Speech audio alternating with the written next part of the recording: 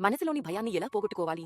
మనసు ఉన్నంత కాలం అందులో భయం ఉంటూనే ఉంటుంది. మీ మనసులో మీరు కొన్ని వస్తువులను, విషయాలను గట్టిగా పట్టుకుని ఉన్నారు. అవునా? భయం అనేది నేరుగా రాదు. ముందు ఏదో ఒక విషయం వస్తుంది, ఆ తర్వాతే భయం పుడుతుంది. అసలు ఆ విషయం మీకు ఎంత అవసరమో ఒకసారి అడగండి. మనకున్న భయం అంతా ఆ విషయాల గురించే. ఈ విషయం నాకు దక్కుతుందా లేదా, ఇది నా దగ్గర నుండి వెళ్ళిపోతుందా, ఇలా జరుగుతుందా అని భయపడతారు. ఆ విషయం నిజంగానే మిమ్మల్ని వదిలి వెళ్ళిపోగలదా? ఒకవేళ వెళ్ళిపోగలిగితే అది మీకు ఎంత ముఖ్యం?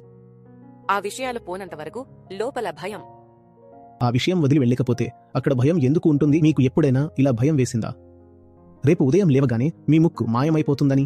లేదు కదా, అనిపించదు. మీ ముక్కుకి ఏదైనా నగ పెట్టుకుని అది కాస్త లూజ్ ఉంటే మాత్రం మీకు భయం వేస్తుంది. కాబట్టి జీవితంలో ఏవైతే వదులుగా అస్థిరంగా ఉన్నాయో వాటిని అనవసరంగా పట్టించుకోవడం, వాటికి విపరీతమైన ప్రాముఖ్యత ఇవ్వడం తగ్గించండి. ఇక జీవితంలో ఏవైతే పక్కాగా స్థిరంగా ఉన్నాయో అవి ఎలాగూ మిమ్మల్ని వదిలి వెళ్ళవు, కాబట్టి వాటి విషయంలో భయం ఉండదు. ఈ పనికిరాని విషయాలను పట్టుకోవడం ఎందుకు? అవి ఏదో ఒక రోజు ఖచ్చితంగా వెళ్ళిపోతాయి. వాటిని పట్టుకుని కూర్చుని భయపడుతూ ఉన్నా సరే ఒక రోజు వాటిని కోల్పోక తప్పదు. దానివల్ల ఏ ప్రయోజనం లేదు. అందుకే అనవసరమైన విషయాలకు జీవితంలో వాటికి మరీ అంత ప్రాముఖ్యత ఇవ్వడం మానేయండి. భయం తనంతట తానే తగ్గిపోతుంది.